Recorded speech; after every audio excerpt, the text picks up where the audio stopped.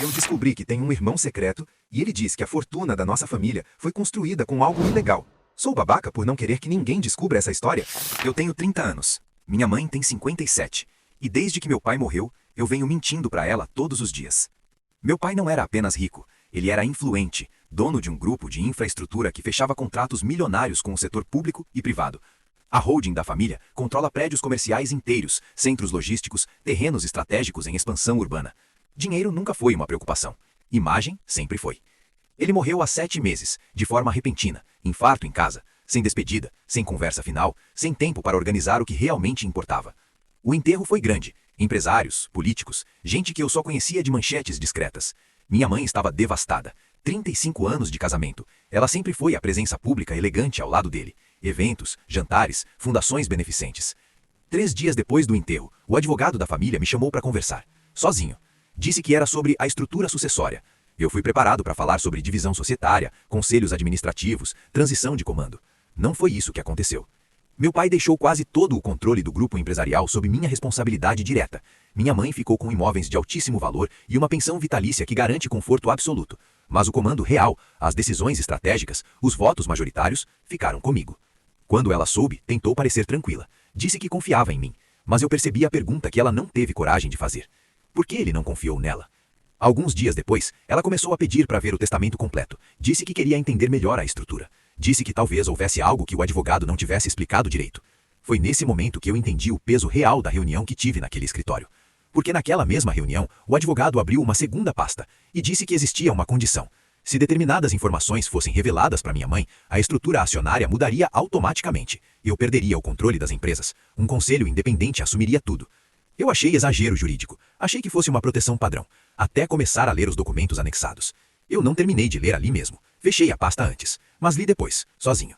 E o que está naquela pasta não é apenas um segredo conjugal. É a origem de uma parte da nossa fortuna. E é algo que, se vier à tona da forma errada, não destrói só um casamento que já acabou pela morte. Pode colocar décadas de construção empresarial sob questionamento.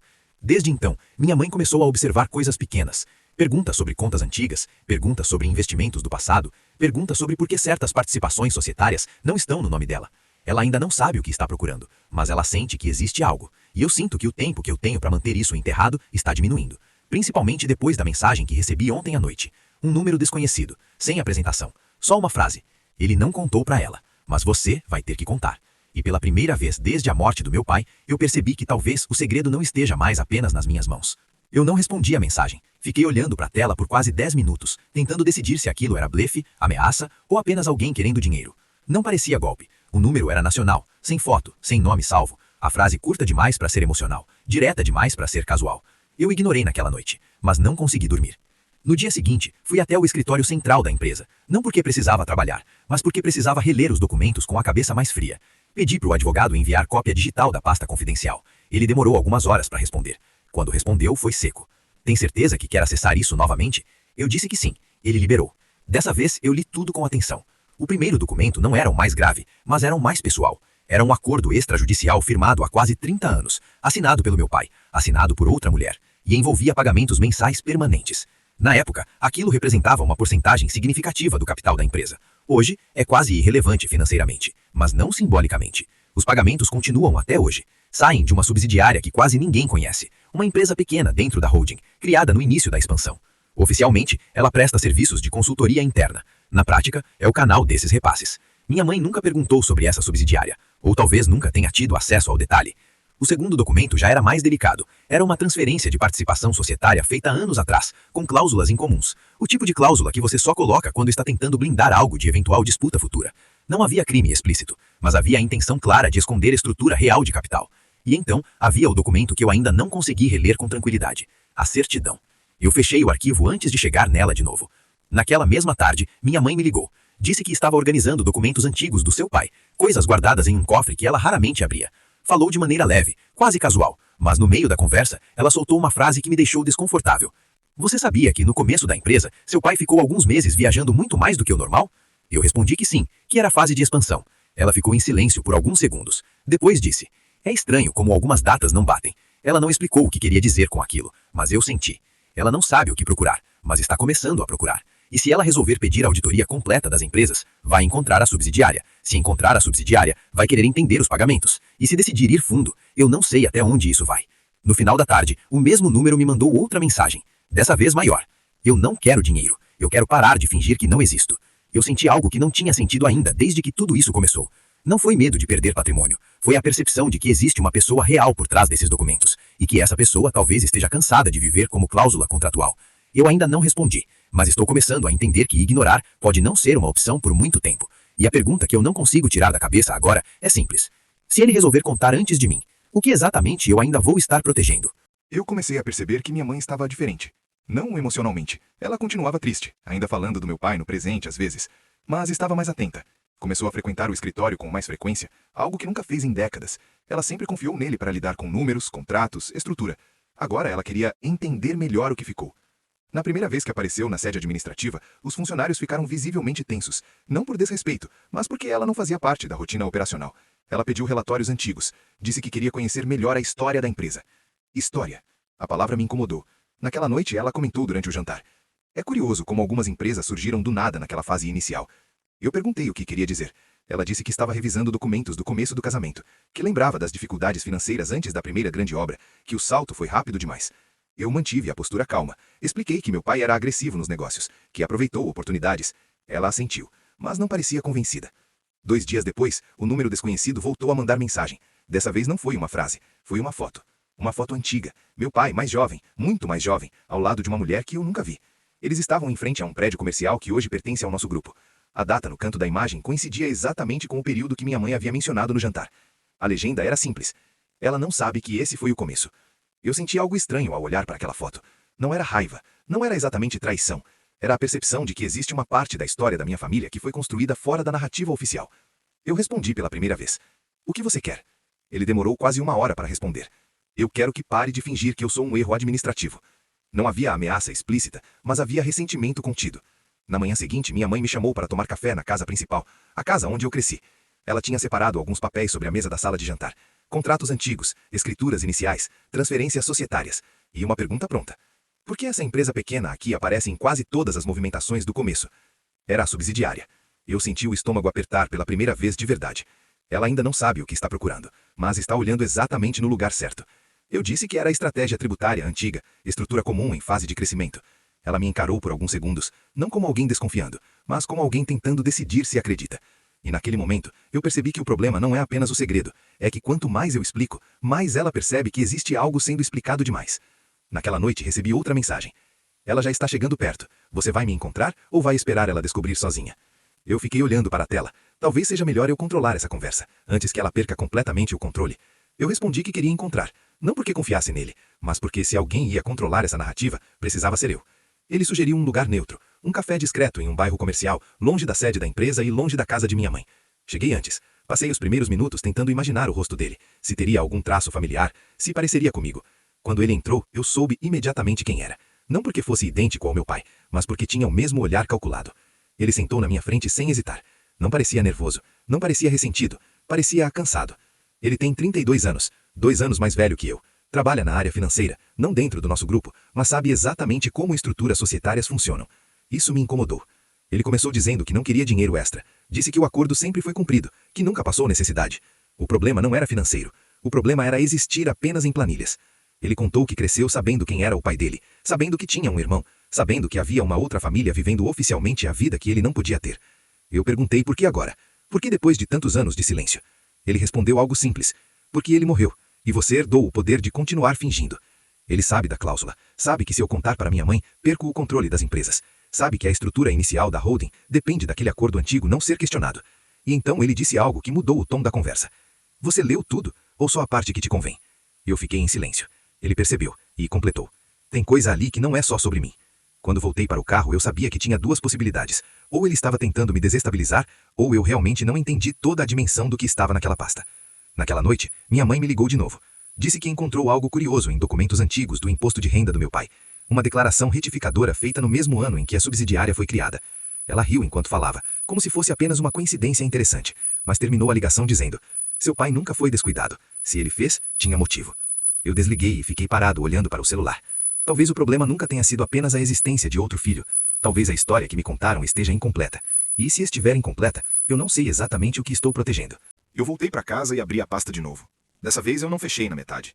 Fui direto para a certidão que eu vinha evitando reler.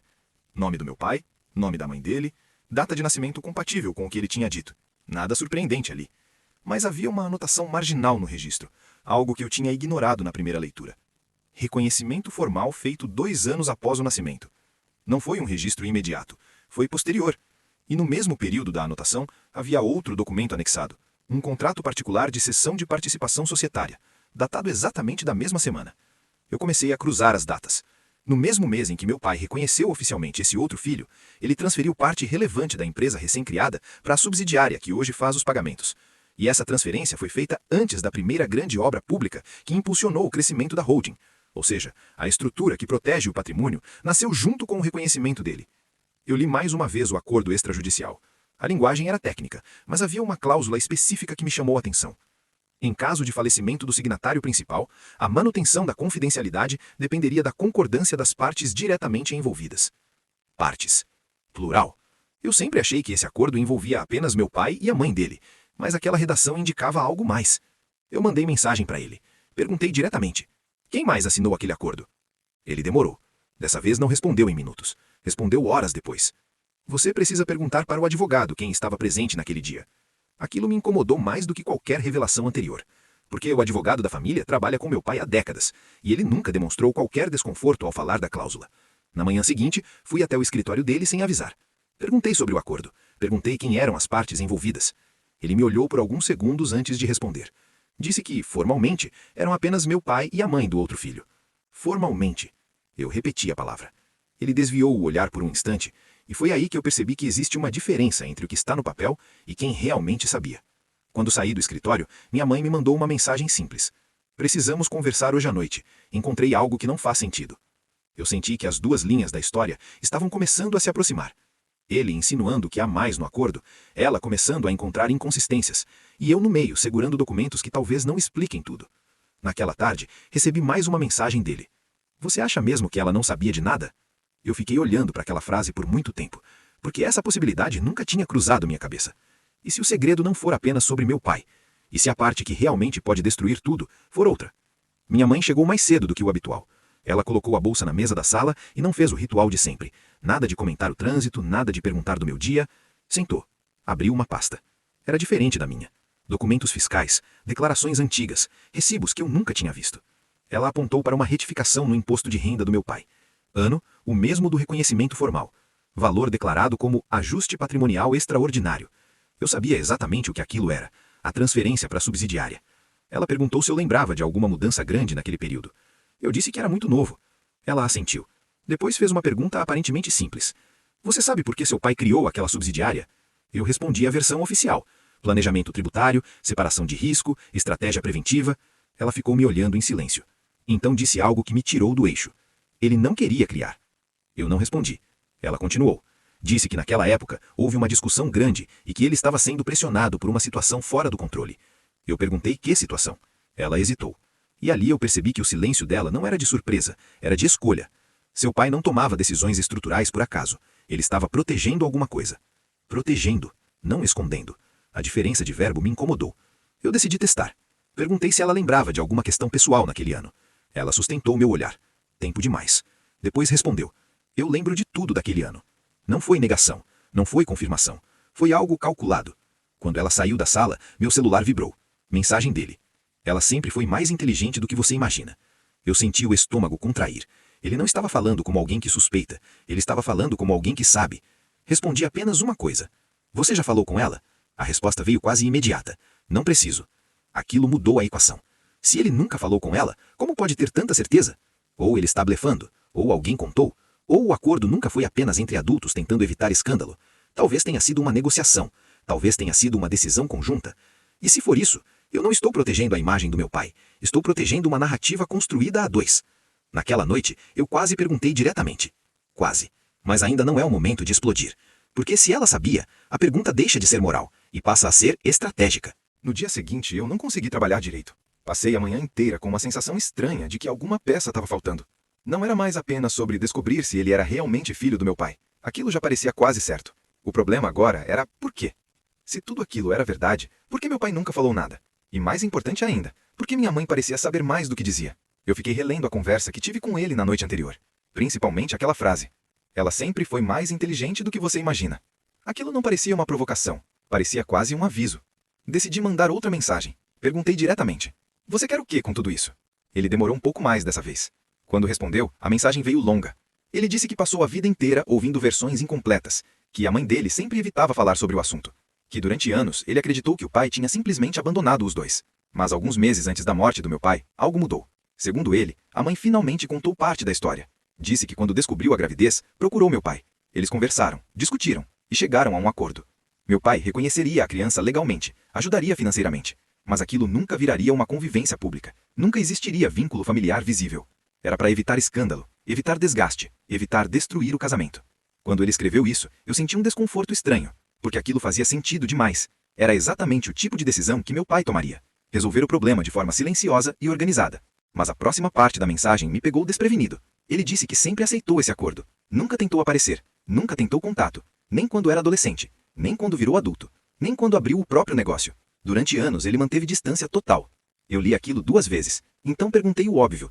Então, por que agora? A resposta demorou mais. Quando chegou, veio em apenas 2 frases. Porque o acordo acabou, e porque sua mãe sabe disso. Fiquei olhando para a tela do celular por vários segundos. Acordo acabou. O que exatamente significava isso? Meu pai morreu, então teoricamente qualquer acordo informal também morria com ele. Mas ainda assim, aquilo parecia grande demais para ser apenas isso. Resolvi pressionar um pouco mais. Perguntei diretamente, o que você quer? Dessa vez ele não respondeu por mensagem. Meu celular começou a tocar. Número dele. Eu atendi. Do outro lado da linha, a voz dele parecia calma demais para alguém que estava mexendo numa situação dessas. Ele falou primeiro. Disse que sabia que eu devia estar pensando em herança, dinheiro, processo, advogado. Disse que todo mundo pensaria nisso. Mas então soltou uma frase que me fez sentar na cadeira. Eu não quero nada do patrimônio. Aquilo me pegou completamente desprevenido. Porque se não era dinheiro, então o que era? Ele respirou fundo do outro lado da linha e disse, eu só quero uma coisa que seu pai me prometeu. Silêncio. Eu perguntei qual. Ele respondeu, um lugar na história da família. Naquele momento, eu percebi que o problema estava prestes a ficar muito maior do que eu tinha imaginado. Porque dinheiro você resolve, documento você contesta, mas história muda tudo. E se ele estiver dizendo a verdade, a pergunta deixa de ser apenas jurídica, ela passa a ser moral e emocional. Naquela noite, eu decidi fazer algo que vinha evitando desde que tudo começou. Conversar com a minha mãe.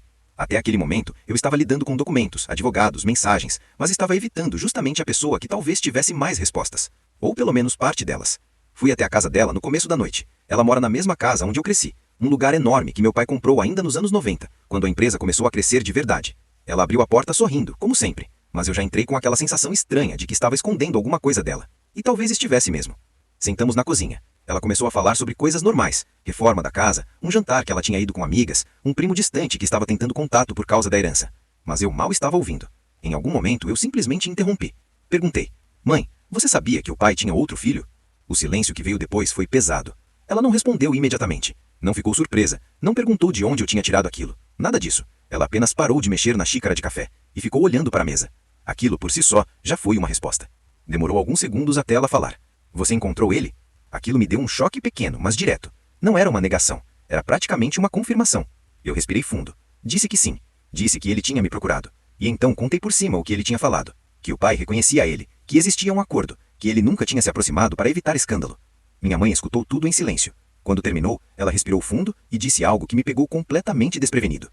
Nem tudo que ele te contou é verdade. Aquilo me deixou confuso. Perguntei o que exatamente estava errado. Ela ficou alguns segundos pensando, como se estivesse decidindo até onde iria. Então começou.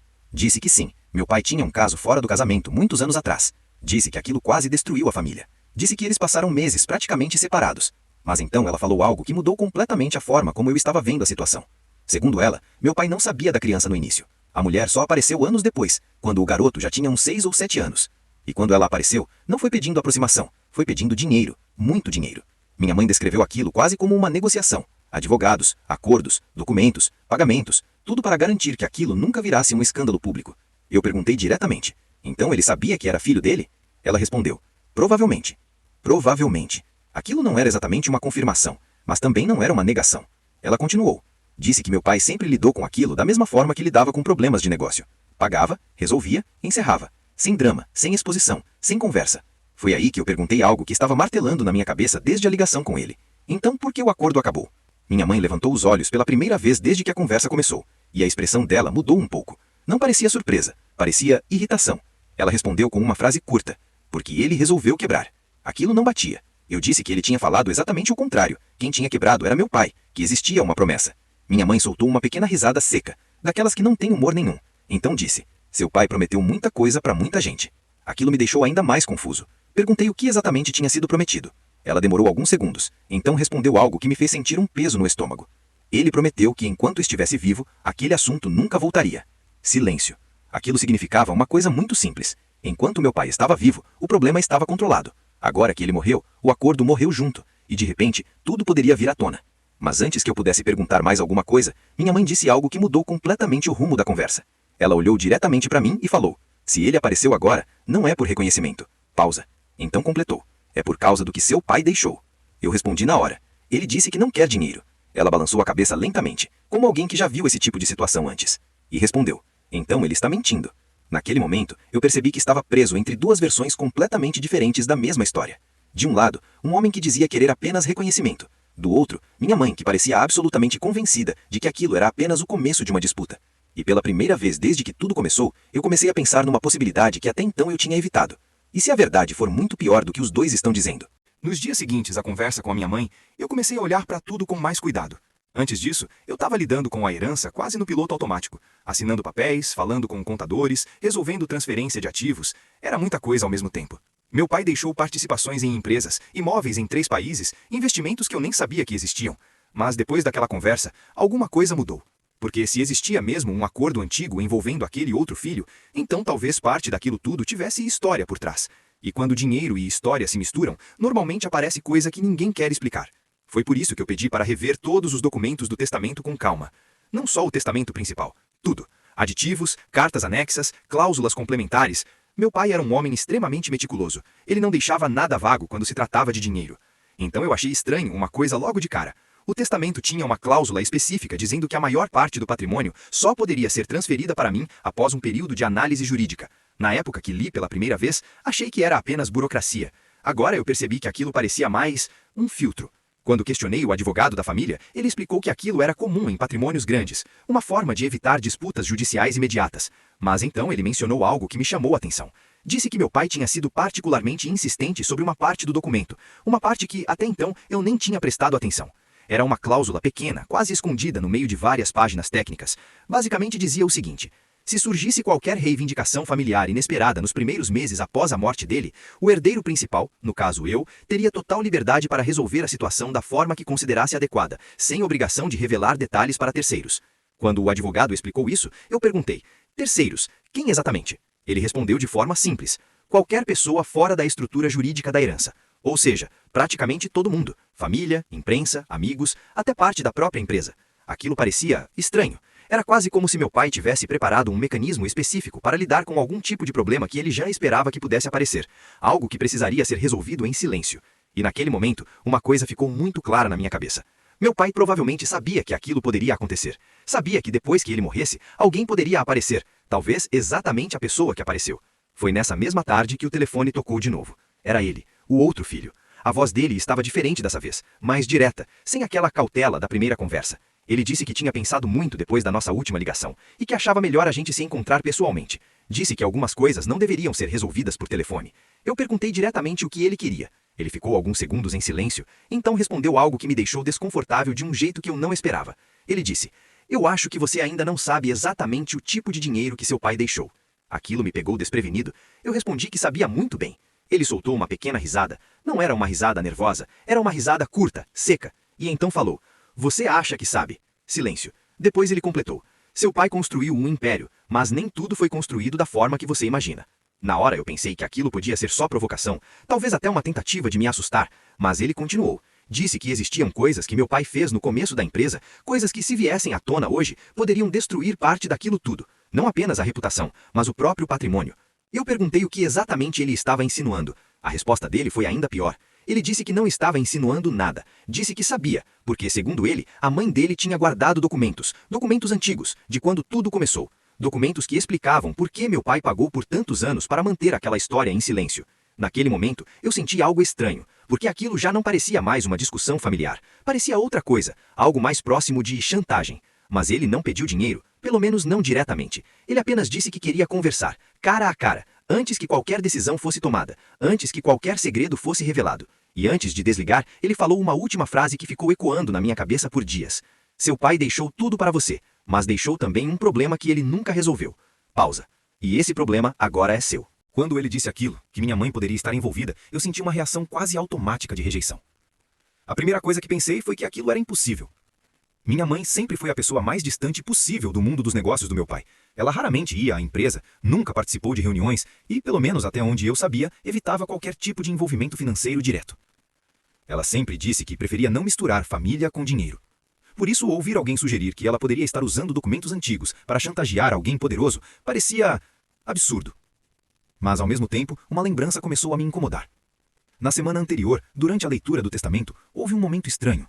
Um momento pequeno, quase imperceptível. Quando o advogado mencionou a cláusula sobre proteger certas informações, minha mãe teve uma reação muito específica. Ela não perguntou o que significava, ela não pareceu surpresa. Ela apenas olhou para o advogado como se já soubesse exatamente do que ele estava falando. Naquele momento, eu ignorei aquilo. Achei que era apenas o estresse do funeral. Mas agora, sentado naquela mesa, lembrando daquele olhar, a situação parecia diferente. Voltei a encarar meu irmão. Perguntei como ele tinha chegado àquela conclusão. Ele explicou com calma. Algumas semanas antes da morte do meu pai, alguém havia procurado a mãe dele oferecendo dinheiro pelos documentos. Muito dinheiro. Ela recusou. Segundo ele, a proposta era clara: entregar os arquivos originais que comprovavam as movimentações financeiras antigas em troca de uma quantia suficiente para que ela nunca mais precisasse trabalhar. Mas ela não aceitou. Só que alguns dias depois, outra pessoa apareceu. Essa segunda pessoa não queria comprar os documentos, queria verificar se eles existiam. E foi nesse momento que algo estranho aconteceu. A pessoa que foi fazer essa verificação era alguém que trabalhava diretamente com um advogado da minha família. O mesmo advogado que estava no escritório durante a leitura do testamento, o mesmo que tinha mencionado aquela cláusula. Quando ele disse isso, senti um peso estranho no estômago. Porque aquele advogado trabalhava com a gente há quase 20 anos. Ele praticamente cresceu dentro da estrutura da empresa do meu pai. Sempre foi tratado como alguém de absoluta confiança. Então perguntei como ele tinha certeza disso. Meu irmão respondeu que não tinha, mas que havia seguido algumas pistas. E uma dessas pistas levou até algo que ele achou particularmente curioso. Segundo ele, poucos dias antes da morte do meu pai, minha mãe fez uma visita privada ao escritório desse advogado. Uma visita que não estava na agenda oficial. Uma reunião que durou quase 2 horas e que aconteceu sem que eu fosse informado. Na época, eu estava viajando a trabalho.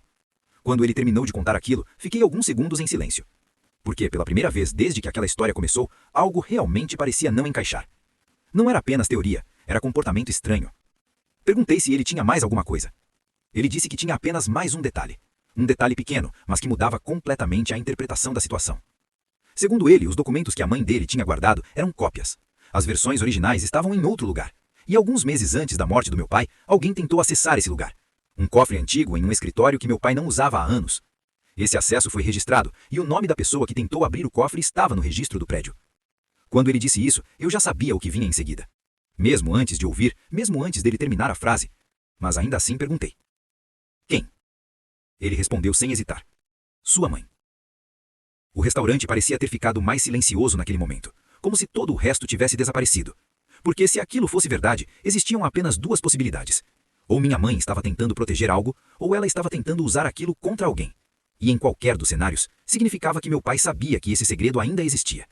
Talvez por isso ele tenha criado aquela cláusula no testamento. Talvez por isso ele tenha deixado tudo para mim. Talvez ele soubesse que em algum momento eu seria obrigado a escolher de que lado ficar. Naquela noite, quando cheguei em casa, minha mãe estava sentada na sala, como se estivesse esperando. Ela me perguntou onde eu estivera. Eu disse que tinha ido jantar. Ela perguntou com quem. Eu pensei por alguns segundos. E então respondi a verdade. Disse que tinha encontrado meu irmão. Ela não demonstrou surpresa. Nenhuma. Apenas ficou alguns segundos em silêncio. Depois perguntou uma única coisa. Se ele tinha me mostrado os documentos. Foi naquele momento que eu percebi que talvez ela soubesse de tudo desde o começo. E que talvez meu pai nunca tivesse me contado a verdade porque sabia exatamente o que aconteceria se eu soubesse. Porque agora eu tinha 2 opções muito claras na minha frente. Primeiro, proteger minha mãe, ignorar os documentos e garantir que nada daquele passado voltasse à tona. Ou segundo, abrir tudo, expor as fraudes antigas, destruir a reputação do meu pai, provavelmente derrubar um político poderoso e, no processo, talvez destruir minha própria família. Na manhã seguinte, eu acordei com uma sensação estranha de que minha vida tinha sido dividida em 2 partes, antes daquela conversa e depois. Passei horas andando pela casa tentando organizar as ideias, olhando para objetos que estavam ali desde a minha infância. Fotos de família, quadros, memórias que até poucos dias atrás pareciam simples. Agora, tudo parecia ter uma camada nova de significado. Ou talvez de dúvida. No meio da tarde, minha mãe entrou no escritório, sentou na cadeira em frente à minha mesa e perguntou diretamente: "Ele te contou tudo?" Eu disse que contou bastante coisa, mas que queria ouvir a versão dela. Ela ficou alguns segundos olhando para mim, como se estivesse tentando decidir até onde deveria ir. Então disse algo que eu não esperava. Disse que meu pai não era um homem inocente, mas também não era o vilão que aquelas histórias fariam parecer. Segundo ela, no começo da empresa, as regras do jogo eram diferentes. Todo mundo fazia acordos, todo mundo usava contatos, todo mundo empurrava limites. E quem não fazia isso, simplesmente ficava para trás. Eu perguntei se aquilo incluía pagar para mudar o trajeto de uma rodovia. Ela não respondeu diretamente, mas também não negou. Em vez disso, disse algo que ficou ecoando na minha cabeça. Disse que existem verdades que, quando aparecem, não corrigem o passado, só destroem o presente. Eu perguntei então por que ela tentou abrir o cofre. E foi aí que ela finalmente explicou. Segundo ela, depois que meu pai morreu, algumas pessoas começaram a se mover. Pessoas poderosas, pessoas que sabiam que aqueles documentos existiam e que queriam ter certeza de que ninguém nunca veria aquilo. Ela disse que tentou acessar os arquivos antes deles, não para chantagear, mas para garantir que ninguém pudesse usar aquilo contra a nossa família. Eu perguntei se ela estava dizendo a verdade. Ela respondeu que sim, mas também disse algo que complicou ainda mais tudo. Disse que se aqueles documentos fossem divulgados, não seria apenas a memória do meu pai que seria destruída. Seria também a empresa, os funcionários, centenas de famílias que dependem daquele negócio. E talvez a minha própria vida. Porque eu era o novo responsável por tudo aquilo. No fim da conversa, ela apenas me fez uma pergunta. Uma pergunta simples. Perguntou se eu realmente acreditava que revelar toda aquela história faria o mundo um lugar melhor, ou se apenas destruiria tudo o que meu pai construiu. Desde então, os documentos continuam guardados. Meu irmão continua esperando uma decisão. Minha mãe continua dizendo que algumas verdades são perigosas demais. E eu continuo olhando para aquele cofre, tentando decidir o que fazer com algo que pode mudar completamente a vida de todo mundo envolvido. Então eu realmente preciso perguntar: eu sou o babaca se decidir nunca contar a verdade?